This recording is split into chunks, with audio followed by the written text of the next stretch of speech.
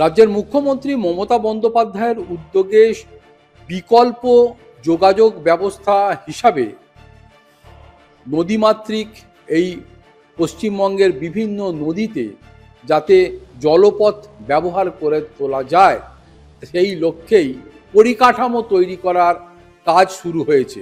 ইতিমধ্যে কলকাতা থেকে হুগলির ত্রিবেণী ঘাট পর্যন্ত গঙ্গার দুই পাড়ের ভাঙন রোধ করা, গঙ্গার নাব্যতার বিষয়টিকে পর্যালোচনা করা এবং গঙ্গার দুই পাড়ে যে সমস্ত ঘাটগুলি রয়েছে ফেরিঘাট সেইগুলিকে উন্নত মানের করে গড়ে তোলার পাশাপাশি বিকল্প জলপথ হিসাবে মানুষের জন্য এটাকে ব্যবহার করা এবং পর্যটন কেন্দ্রিক যে বিষয়গুলি রয়েছে সেখানেও যাতে আগামী দিনে জলপথের মাধ্যমে পর্যটন প্রিয় মানুষজন যাতায়াত করতে পারে সেই পরিকাঠামো গড়ে তোলার লক্ষ্যেই এদিন কলকাতা পুরসভার অন্দরে এক উচ্চ পর্যায়ের বৈঠক বসে, যেখানে মেয়র ফিরহাদ হাকিমের নেতৃত্বে এই বৈঠকে অরূপ বিশ্বাস থেকে শুরু করে চন্দ্রিমা ভট্টাচার্য, রাজ্যের পরিবহন মন্ত্রী স্নেহাশিস চক্রবর্তী এবং ইরিগেশন মিনিস্টার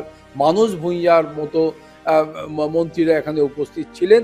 ঠিক হয়েছে যে বিশ্ব ব্যাংকের পক্ষ থেকে যে 1000 কোটি টাকা এই খাতে বরাদ্দ করা হয়েছে সেই কাজ পরিকাঠামোগতভাবে অতি দ্রুত শুরু করা এবং সম্পন্ন করা 2026-এর বিধানসভা নির্বাচনের কথা মাথায় রেখে মানুষের কাছে এক নতুন আঙ্গিকে এই জলপথ পরিবহন ব্যবস্থার এই কাজকে শুরু করা লক্ষ্যেই কিন্তু এগিয়ে চলেছে রাজ্যের সরকার এবং সেই লক্ষ্যেই কিন্তু এই উচ্চ পর্যায়ের বৈঠক আজ অনুষ্ঠিত হলো।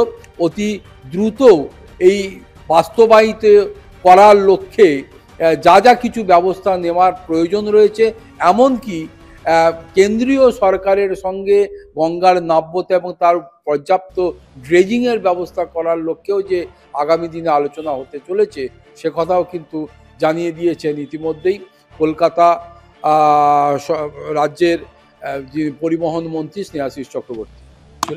ব্যাপারটা হচ্ছে আমাদের জলপথ পরিবহনের যে কাজ চলছে সেটা সামনে তো 26-এর নির্বাচন আসছে।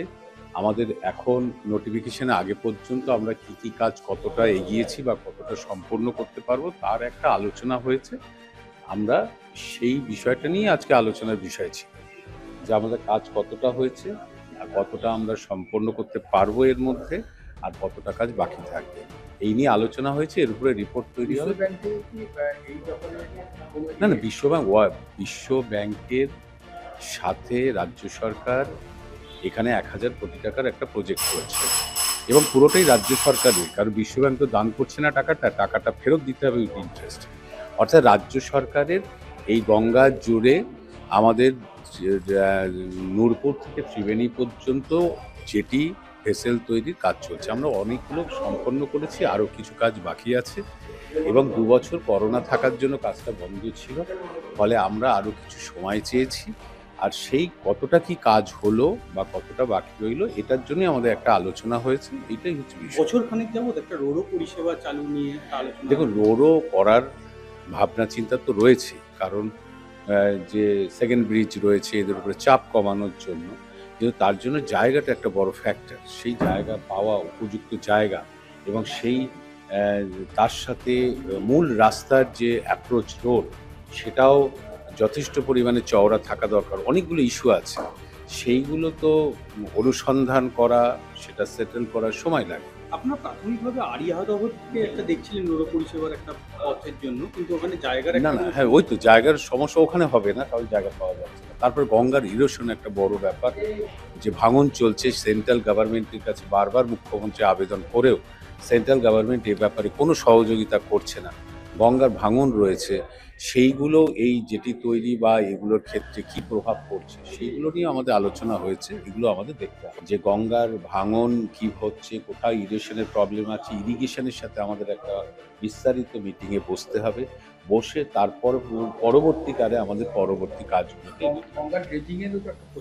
সে সেন্ট্রাল গভর্নমেন্ট সাহায্য না করলে কখনো হয় না। সেন্ট্রাল গভর্নমেন্ট বাংলাকে বঞ্চিত করে রেখেছে প্রায় 1,92,000 কোটি টাকার উপর, কেন্দ্রীয় প্রকল্পের অর্থ দিচ্ছে না। এবং গঙ্গার যে ভাঙন, সেই ভাঙন রোধে কেন্দ্রীয় সরকারের কোনো উদ্যোগ নেই এবং বিশেষ করে বাংলার যে পাট সেখানে তো বঞ্চনা রয়েছে। ফলে দ্রুত বাংলা ভাঙছে, ঘর বাড়ি তলিয়ে যাচ্ছে। এগুলো নিয়ে তো আমরা দরবার করছি, মুখ্যমন্ত্রী দরবার করছেন বা দাবি করছেন, কেন্দ্র কিন্তু বঞ্চনার মধ্যেই রেখেছে। আজকের বৈঠকে কি একটা চূড়ান্ত কোনো প্রস্তুতি মানে কোনো চূড়ান্ত না, কাজ চলছে। এটা একটা রিভিউ বলতে পারে যে কতটা হলো, কি হলো, কতটা বাকি রয়েছে, আর কি কি জায়গায় কোন কোন সমস্যা আছে এটা বোঝার জন্য, অন্য কিছু নয়। Durgadas Bandyopadhyay report, Kolkata TV.